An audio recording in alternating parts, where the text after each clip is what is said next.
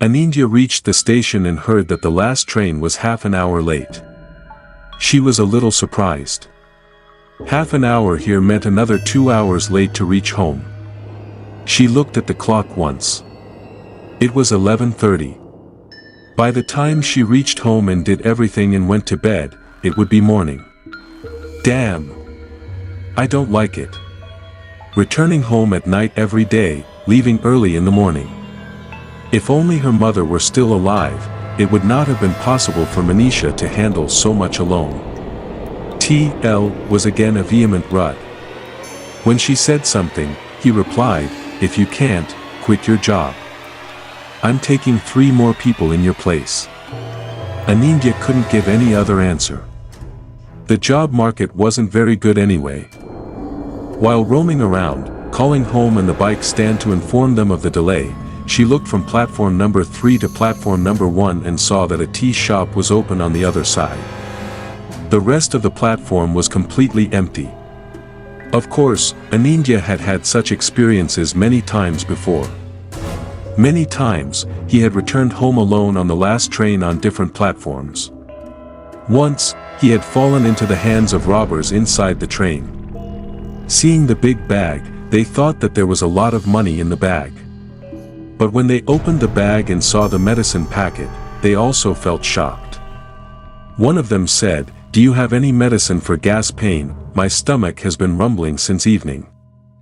Even though Anindya gave him medicine, he could never tell anyone that he had asked the robber for medicine. When he was alone, he laughed at these words. His head was hurting a lot. When he was about to go from number 3 to tea shop number 1, he saw the lights of a train. Could the train be coming again now? Mal train. He quickly opened the app to check but could not see anything. Anindya was a little surprised. Whatever the train, all of them stopped at his station. Anindya started waiting with the bag on his shoulder. After some time, an express train arrived and stopped. Anindya saw that all the sleeper coaches were almost empty. In fact, Howrah is not very far from here, and during this time the trains on this line were mostly empty. Anindya got into a compartment and sat down. She was a little surprised. Why was it so dark? It wasn't that dark when she got on. Then she answered her own question. That also seemed a little strange. No one was sitting. In every seat, someone was sleeping with a sheet covering her head. The train has been abandoned. This has happened occasionally. They lie like this in the sleeper, not giving even a single space to sit. Of course they will. Why would they? They have reserved the seat with money. Why would they let a daily passenger sit? Anindya stops even when she is about to get off the train. The train starts moving at that moment in a strange way. Anindya has great difficulty. Even after passing through the train compartment one after the other, Anindya feels very strange. She starts feeling scared. How is this possible? Can all the passengers in all the compartments of a train lie down in the same way, with their heads covered? After a moment of daze, Anindya hears a voice. "Where are you going?" Anindya stopped. Well, then a voice was heard. Turning his head, he very slowly announced the name of his own station and said, "Right in front of here, then sit down." Then, Anindya noticed a man with a sheet wrapped up to his head, got up and sat down on the seat, making room for Anindya to sit. Anindya sat down on the seat without saying anything and sighed with satisfaction.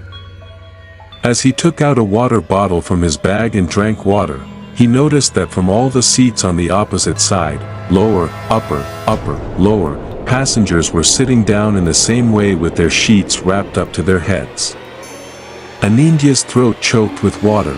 Is this a mistake of the eyes? Or does it seem like everyone is looking at him while he is sitting on the seat, watching his every move, trying to understand his movements and trying to match them? Anindya stops to take out the bottle and drink water. It turns out that a little while ago he filled a bottle of water from the tap on the platform. He drank water from the bottle only once, and then he put it on his face properly. The water spilled. He put his hand inside the bag and tried to see if the medicine strips were wet. No, water did not fall inside the bag.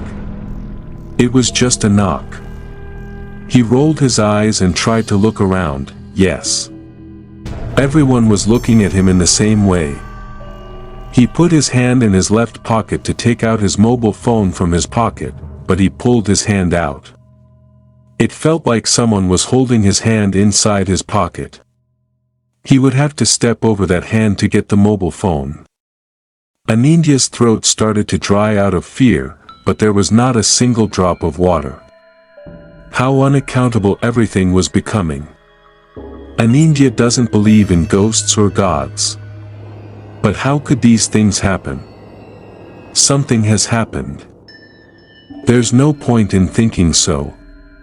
But whatever, it's not a supernatural event. Meanwhile, the train was running like crazy.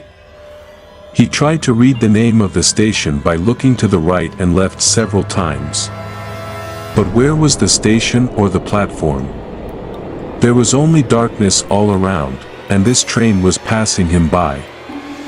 Let him die. Anindya closed his eyes and tilted his head back, and as soon as he sat down, he felt as if someone was pulling his legs from below. Who would pull his legs? A rat. If there were a rat, it could climb up the stairs, but it couldn't pull. Then it was a mistake. He had walked many streets. He had to go from the first floor to the fourth floor many times in the nursing home too. There could be something wrong with the muscles there. That might be what was causing the tension. Explaining himself in this way, Anindya closed his eyes again and sat as before. After some time, he felt as if someone was pulling his legs from below. Anindya could not sit any longer and was about to get up from his seat and look down. When the man sitting next to him, who was covered up to his head, said, "It's nothing, they were looking at your legs in surprise." "Who do you mean?" "They don't have legs." "Do they have legs again? Why are they?" "I won't say much, just at the previous station, someone just like you fell off the moving train." After hearing those words, Anindya's hands and feet seemed to be going numb, her throat was getting dry. She also asked, "Did she fall and then what happened again?" "He died. That's why the last local train was late and you got on it." Everything in Anindya started to go haywire. What did this man say? He was waiting for the last train. How did he know? And what did he mean by saying that? "I don't feel good. I was having difficulty breathing. I was sweating, my body was feeling some kind of discomfort." Looking around, he saw that all the windows were completely closed. Are they all crazy? Is this train bringing crazy people? In this situation, everyone was lying or sitting with big covers covering their heads from head to toe. He tried to breathe hard and said, "Open the window, it feels hot." The previous gentleman was also saying the same thing. Seeing that I was not opening the window, he went to open it himself. I told him that none of us could stand the wind, but he didn't listen. He forced himself to open the right window. That's it, he fell to the left in the wind. Now Anindya got angry. "What nonsense have you started talking? Does a person ever fall inside a train in the wind? Is a person like the wind, or will it fly away?" The gentleman laughed with a horrible sound. It seemed that the laughter would not stop. One by one, the people in the entire room who had been sleeping for so long also sat up and started laughing. It was a horrible laughter. It seemed that the laughter would not stop at any time. Anindya's ears popped. She covered her ears with both hands and shouted, "Shut up." The whole room became silent again. Anindya started panting. The sound of her breathing could be heard throughout the room. It seemed as if everyone was breathing at the same time. It was like a competition for breath. Anindya got angry. She looked at the man and said, "Are you kidding me? Do you think I'm a child, that I'll believe whatever you say? Listen, I'm also a salesman. Big doctors are convinced by my words and are running their companies. My promotions, incentives, everything is sold on these words. And you, some angry person, are telling me that a whole person flew out of the window. Stop talking nonsense." The gentleman sitting next to me didn't get angry at all.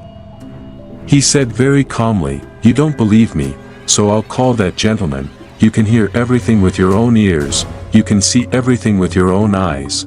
He said he fell down and died, that's why they can be called. Everyone on this train has fallen somewhere or died. We're just taking the train. Now Anindya's head started spinning. Sweat started coming out of her body. Is he kidding? Suddenly the gentleman said, "Where did the new one go? Send it here." As soon as he finished speaking, a man stood before Anindya's eyes, his entire body wrapped in a sheet, just like before. Before he could ask anything, he said to himself, "Here I am." Suddenly, all the lights in the room turned on. Anindya saw a hideous figure standing in front of him. One side of its head was bruised, blood was coming out from all sides of its body. One arm was missing, and flesh was coming out of the other. Anindya couldn't sit any longer. He got up from his seat and started running towards the door. But what a strange sight. Everyone who had been sitting on the seats all this time had gotten up and sat down. It was a horrible sight. No one had a head, no one had hands, no one had legs. Some had their eyes sticking out. Anindya couldn't bear it any longer. He screamed and fell down there. When he woke up, he saw that he was lying on a bench at a station. Several people were standing around him. Seeing his eyes open, one of them asked, "How are you feeling now?" Anindya nodded and said yes, and someone brought him hot tea. He sat up and drank the tea, feeling a little stronger. By then, the railway police had also arrived. A constable said that the news had been reported at home. Anindya himself called home and spoke to him. The same constable said that some people had picked him up unconscious from the side of the railway line and brought him here. Half of what Anindya said reached his ears, half did not. Another constable asked, "How did you get there?" Anindya couldn't remember anything. She just heard the sound of a train again.